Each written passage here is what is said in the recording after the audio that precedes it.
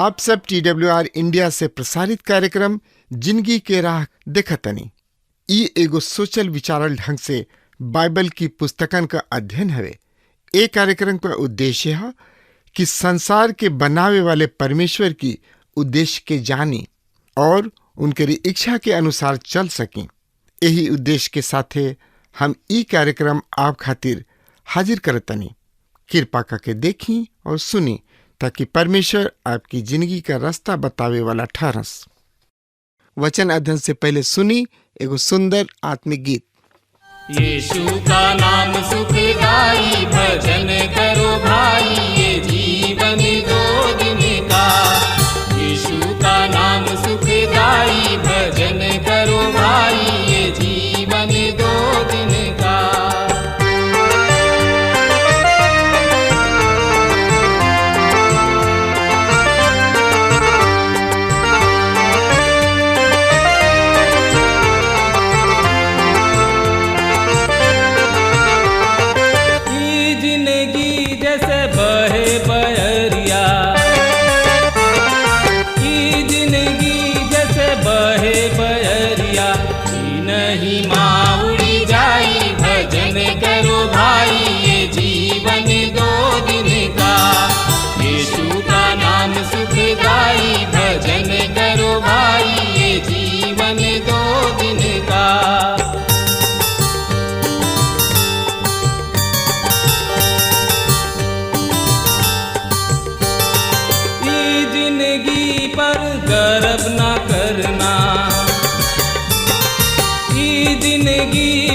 गर्व न करना, छाया समान ढली जाई, भजन करो भाई, ये जीवन दो दिन का।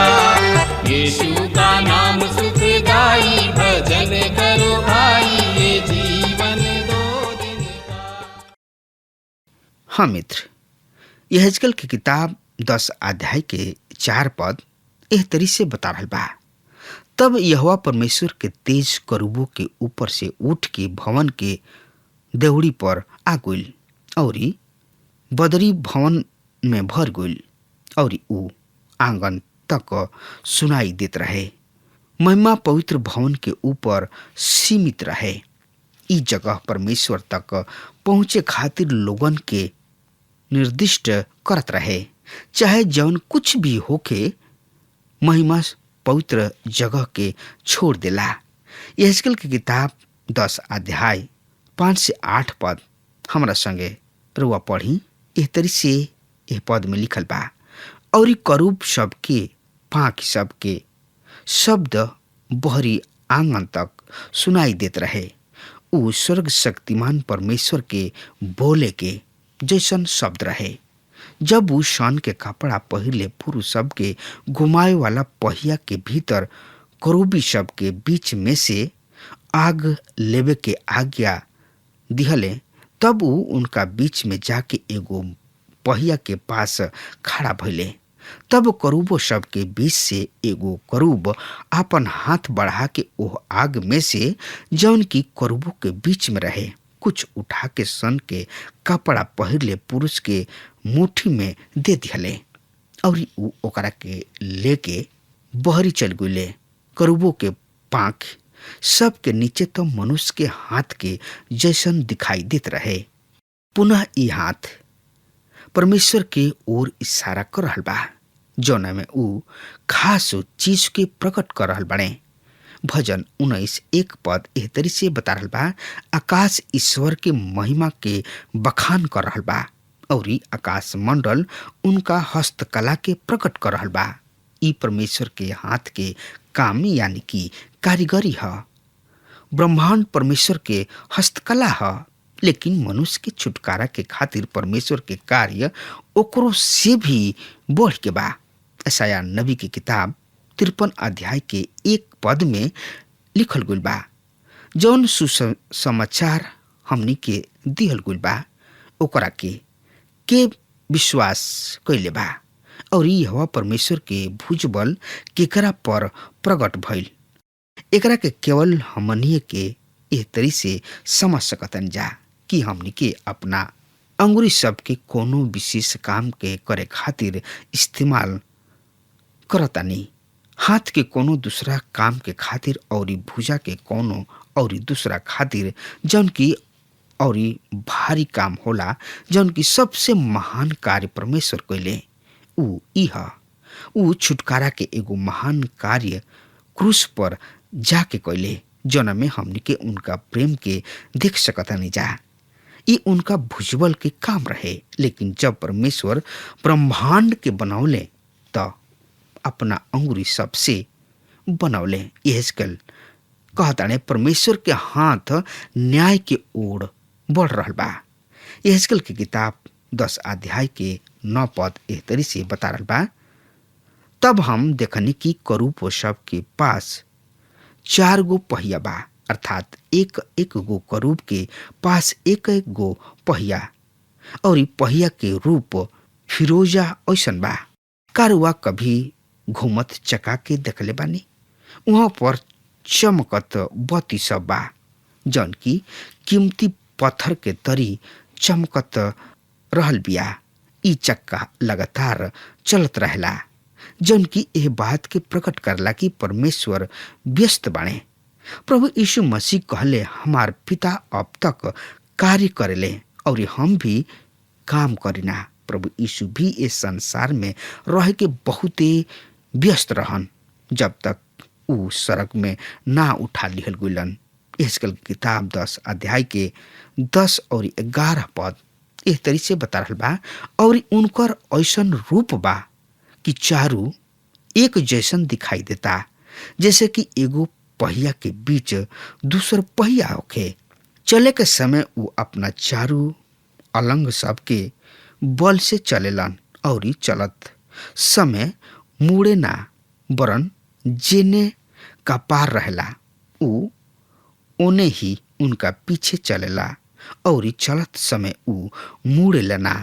परमेश्वर कभी भी अपना राह से ना मुड़ेले, जौन की उनकर उद्देश्य होला ओकरा के पूरा करे खातिर ऊ आगे बढ़त चल जाले। यहेजकेल की किताब 10 अध्याय के 12 से 14 पद एह तरी से बता रहल बा। और पीठ, हाथ और पांख समेत करूबों के सब शरीर जौन पहिया उनकर ह, उहो सब के सब चारू ओर पंख से भरल पड़ल बिया। हमरा सुनत एह पहिया के चक्कर कहल गुल बा, अर्थात घूमे वाली पहिया, और एक एक गो के 4 मुख रहे। एगो मुंह त करूब के ऐसन, दूसरा मनुष्य के ऐसन, और तीसरा सिंह के जैसन, और चौथा उकाब के चिड़ै के जैसन। संभवतः ये बहुत ही उच्च कोटि के चित्रण है। ऐसे हम एकरा ऊपर जोर नहीं देवे चाहत, लेकिन हम ई विश्वास करतानी कि हमनी के सामने चारों सुसमाचार के संदेश है। उकाब चिड़ै प्रभु के देवत्व के प्रकट करता। ई यूहन्ना रचित सुसमाचार है। शेर के मुंह मसीह के राजा के प्रतीक है। मनुष्य के मुंह मसीह के दीनता के ऊपर प्रकट करला। ई लूका रचित सुसमाचार है। करूबों के मुंह मसीह के सेवकाई के प्रकट करल बा। ई मरकुस रचित सुसमाचार है। ऊ आपन खून बहावले ताकि हमनी के अनंत काल के जिंदगी प्राप्त हो सके। ऊ अनुग्रह के साथ दियाले ताकि करूब मंदिर में नीचे खून के बलिदान के देख सके। यहेजकेल 10 अध्याय के 15 पद एह तरी से बता रहल बा, सुनि ध्यान से। और करूब जमीनी पर से उठ गइल। ई उही जीवधारी है जौन की हम कबार नदी के पास देखले रही। यहेजकेल अपना पहला दर्शन के ओर जौन की पहला अध्याय में बा संकेत करता।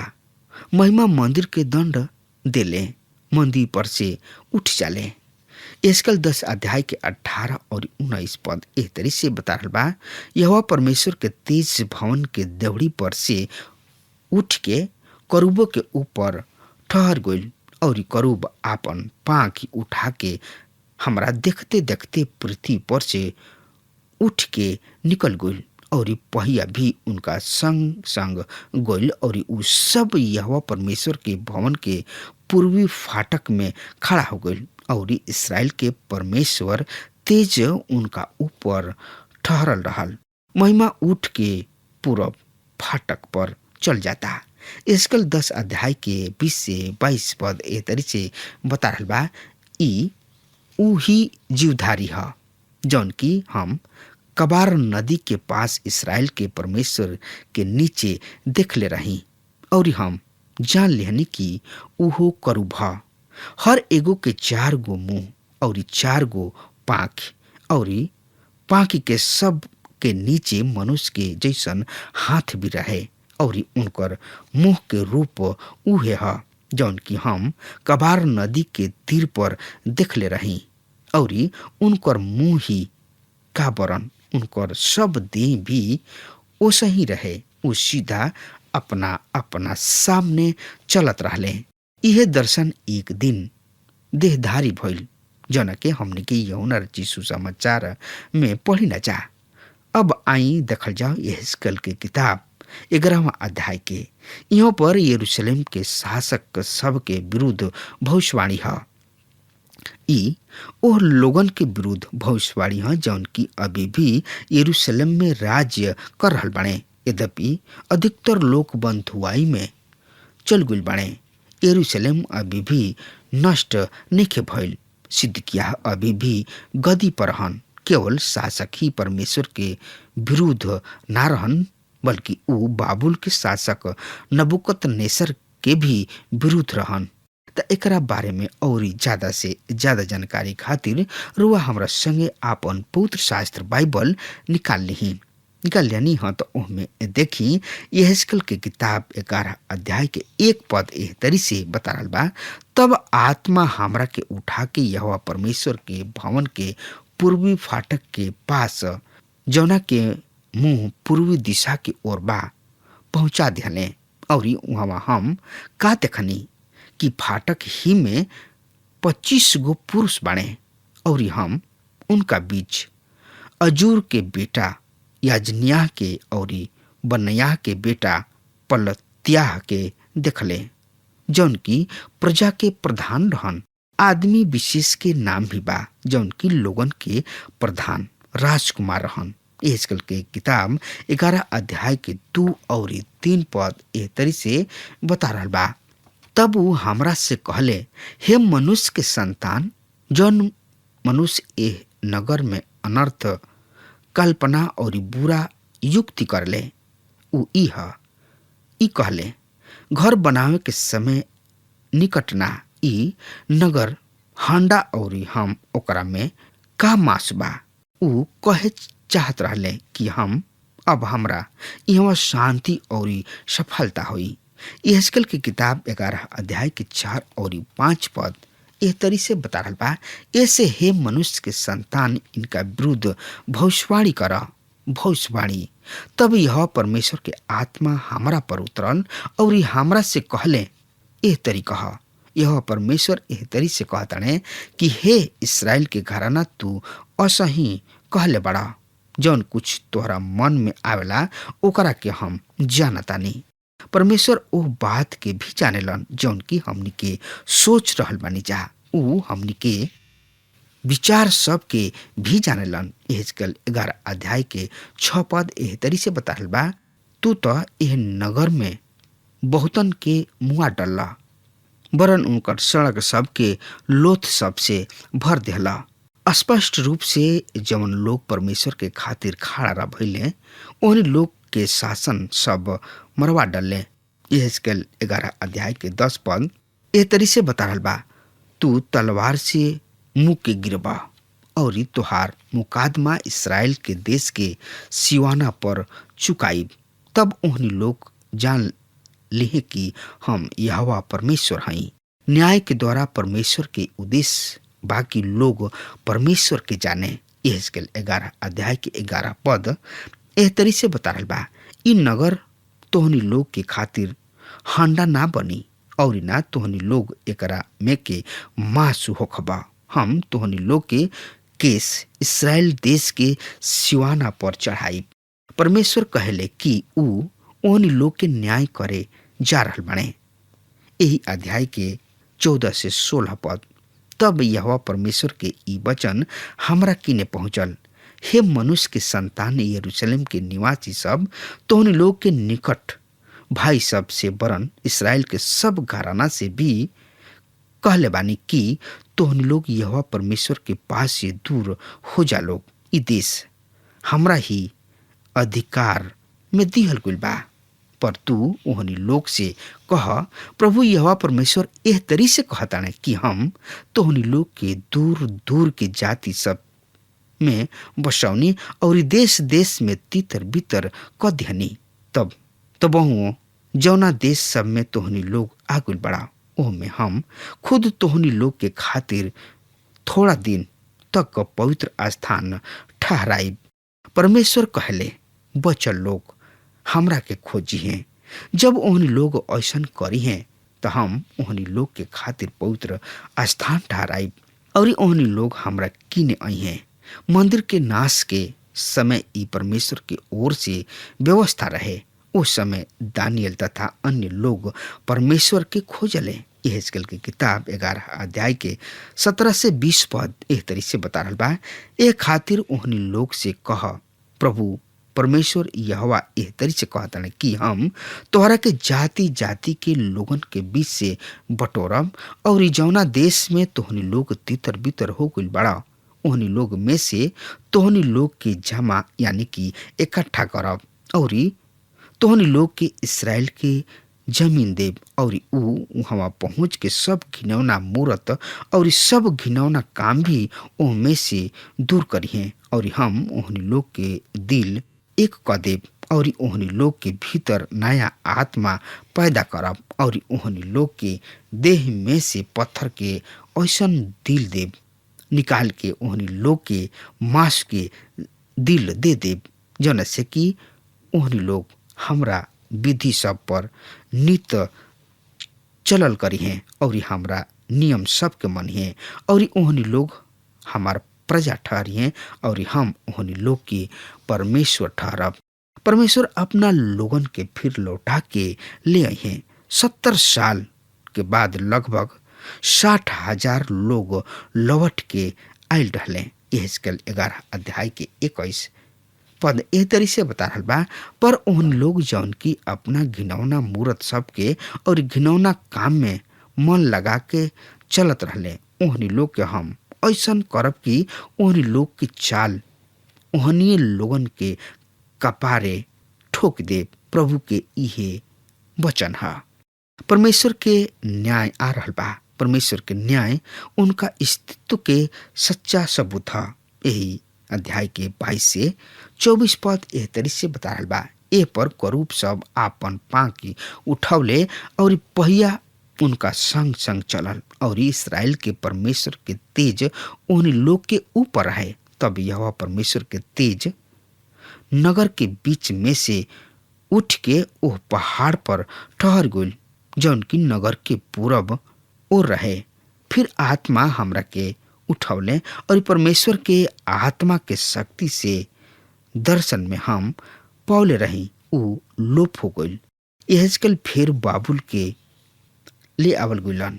यहेजकेल 11 अध्याय के 25 पद एह तरी से बता रहल बा, तब जतना बात यहोवा परमेश्वर हमरा के दिखौले रहले ऊ हम बंधुआ सबके बता देहनी। ओहनी लोग के लौटे के रहे और लौट के कहले, झूठ भविष्यवक्ता सब उनका से झूठ बोले बने। ऊ दर्शन देख चुकल रहले कि यरूशलेम नाश होई, पूरा रीति से बंधुआई के समय आगुल बा। ऊ ए बात के पता पई हैं काहे कि परमेश्वर ओहनी लोग के न्याय करी हैं। लोग यहेजकेल के ना सुनी हैं, लेकिन उनका तो परमेश्वर के कार्य के करे के ही बा। अगर हमार बात रुआ सुन रहल बानी तो आजुए यही घड़ी प्रभु यीशु मसीह की ने आई और अपना आप के प्रभु के हवाले कर दही, काहे कि प्रभु महान परमपिता परमेश्वर हमें केहू के स्तुति, केहू के प्रशंसा, केहू के बढ़ाई करी।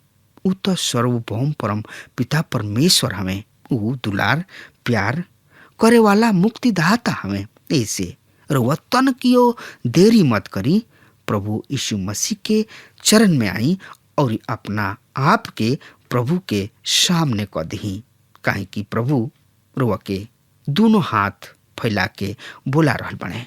अब हमार समय खत्म हो रहा बा, तब तक खातिर रउआ हमरा के आज्ञा दी। परमेश्वर रउआ के बहुते आशीष देश। आमीन। हमके विश्वास बा कि ई कार्यक्रम आप सब खातिर फायदेमंद सिद्ध भइल हुई। हम चाहतनी कि आप सब आपन आपन आशीष हमरों से बांटी। अगर आप सबके लगे बाइबल से चाहे आपकी निजी जिंदगी से कोनो सवाल होके, चाहे कोनो समस्या खातिर प्रार्थना करावे चाहतनी, तो हमारी फोन नंबर पर जरूर संपर्क करें। परमेश्वर आप सबके बहुत आशीष प्रदान करें और आज का दिन आप खातिर सुखद बनावे।